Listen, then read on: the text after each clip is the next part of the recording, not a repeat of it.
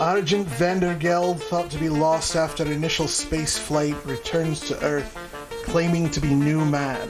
Help me get some supplies together. We have aliens to dispatch. Should we pack a flamethrower? Pete. Wait, what's all that for?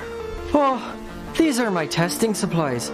I actually have my suspicion that all these billionaires aren't exactly human in the first place.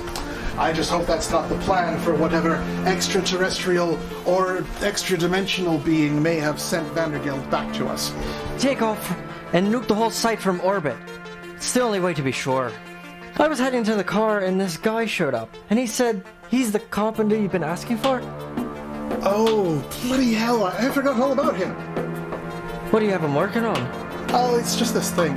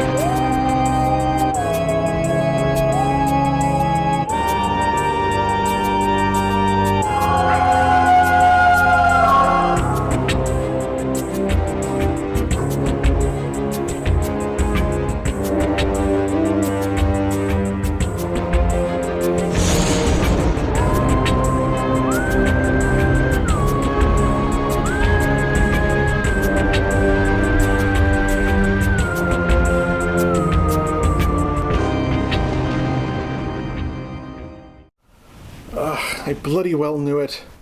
Did I not say before we left that I had doubts about billionaires being entirely human to begin with? Of course they're bleeding dragonkin. What other creature do you know hoards that kind of wealth? Would you hold still? I'm just trying to... hello there, boils and ghouls. Welcome back to another episode of Damian's Dreadfuls. As always, I am your ever so charming host, Lord Damian MacDonovan. You'll have to excuse us tonight. We just got back from our little alien encounter with Argent Vandergeld. Oh, you remember him. He's that latest billionaire to jettison himself into space. When he landed, he called himself a changed man. Well, he changed all right. Aye. It's bad enough these billionaires are already part dragon, but he picked up some kind of alien symbiote like Venom as he was cruising at suborbit. As you can see, we're a little worse for the wear after that encounter. I'm just trying to patch up my friend, Pickpocket Pete here. Although, being undead and semi-decaying already, that's a complicated process. Oh, alright, stop your squirming. I'll put the mercury away. I think we need to take a break from the adventuring for a while. So while you video our film for the evening, Pete and I are going to take a spa day. But before we can get into our much less terrifying alien encounter for the night, I think we need to fill up a little bit more time. Again? Yes, again. So here on Damian's Dreadfuls is yet another episode of the Bela Lugosi serial, The Phantom Creeps. Chapter 9, Speeding Doom. You know, you're gonna run out of a few of these things if you keep playing them all. Yeah, that's entirely the point.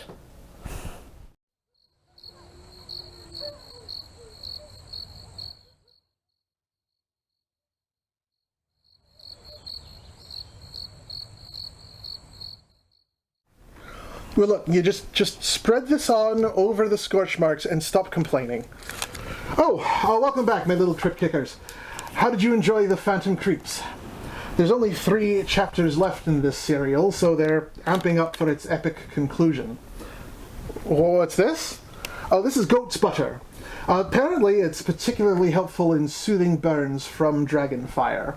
You know what it's like when you burn your hand taking a cake out of the oven or lighting one of those godless cigarettes, and you run to clap a bit of butter on it to take the pain away. Well, this is just like that. Well, that's a very odd tradition. Well, just be glad we actually have some. For I tell you, there'll be no butter in hell! Anyway, while Pete slathers this on his wounds, I'll get started with tonight's feature presentation. It's too cold. Then go put it in the microwave for a minute. For our main attraction tonight, we'll be bringing to you a British film from Amicus Productions. That name should sound familiar to viewers of my show, as the guys who formed Amicus brought us our very first episode of Damian's Dreadfuls with City of the Dead, starring Christopher Lee. There'll be no satanic witches here tonight, though. It's another alien invasion flick called They Came from Beyond Space. Otherworldly entities who exist only as pure energy ride meteorites to Earth and start taking over people's bodies. Sounds a bit like Invasion of the Body Snatchers to me. Aye, a bit. Our film tonight, though, is based on the 1941 novel The Gods Hate Kansas by Joseph Millard. Given that the movie takes place in the English countryside, obviously some changes have been made. The film stars Robert Hutton, Jennifer Jayne, and Zaya Mohyeddin. Of course, given his more recent film roles, a lot of ado is made about the special appearance of Michael Gough. But much like Jack Nicholson's image being used to sell the original Little Shop of Horrors, Michael is only in one scene. You know Michael. He's the actor that played Alfred in the live-action Batman movies from 1989 to 97. Anyway, let's get started with the movie, shall we? Here on Damian's Dreadfuls is the Amicus Productions 1967 sci-fi snoozer, They Came from Beyond Space. Ow.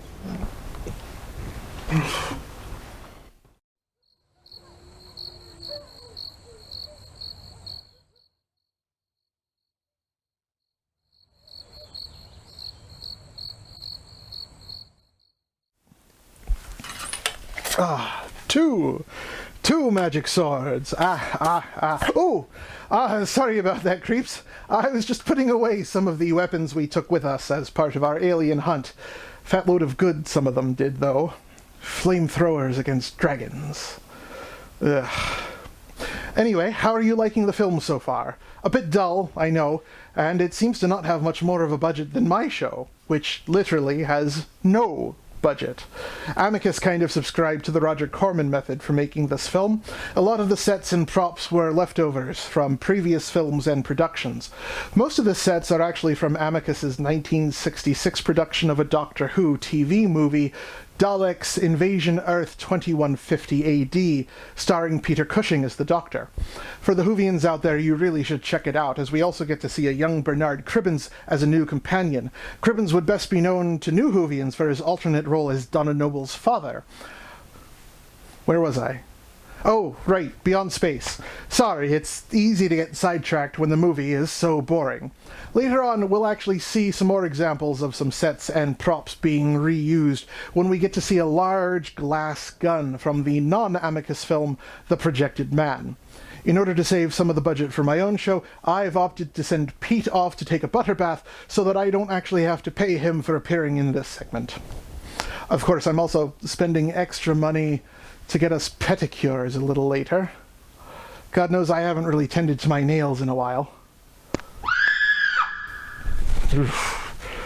Well, I'll let you continue with the movie. I'm going to finish all of this up. I'll catch up with you later.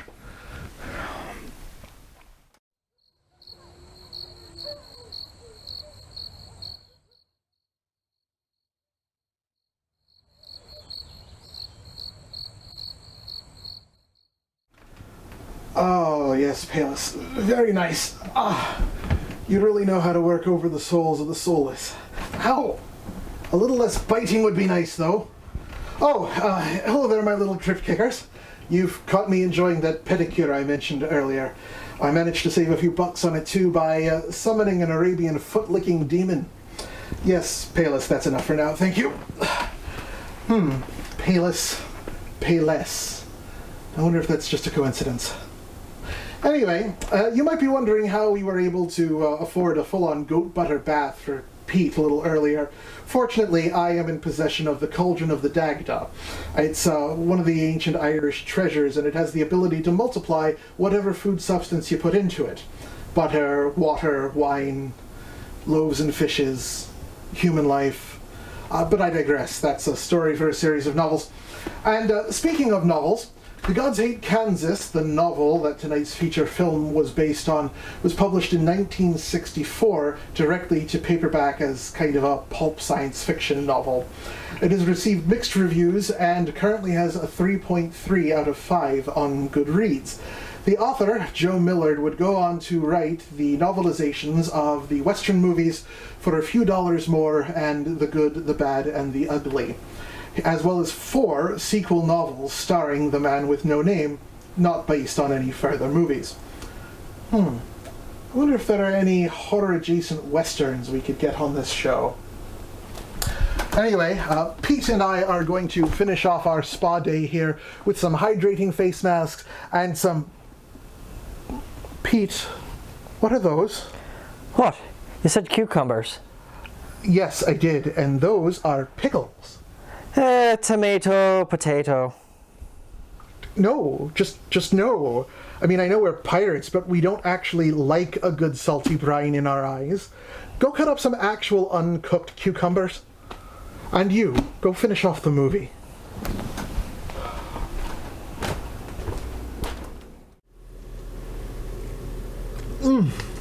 Well, there you have it, boys and ghouls. The aliens aren't really the bad guys at all. They have a sympathetic backstory. Oh, and they're just going to give everyone's bodies back when they're done with them. Sure. And me mum's the Banshee Queen. And come on, thousands of years old, super advanced beings made entirely of energy, and you chose to call yourself Master of the Moon?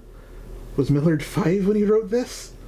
As you can probably guess, reviews for They Came From Beyond Space were generally negative to mixed. The color cinematography has been both praised and lambasted as being so bad it might as well have been in black and white. The optimistic ending, similarly, has also been polarizing. It was definitely something different for the time, but different doesn't necessarily mean that it was good. Some critics, much like Pete here, have also compared it to Invasion of the Body Snatchers, but without the bite and the stakes. One reviewer said that with a little bit more wit and imagination, it could have actually made a decent episode of The Avengers. No, not those Avengers. Those Avengers. Yes. But that's what you get when you follow the Roger Corman method of filmmaking. Although, according to the director, Freddie Francis, this film may have had more in common with one of those Canon Film Group fiascos.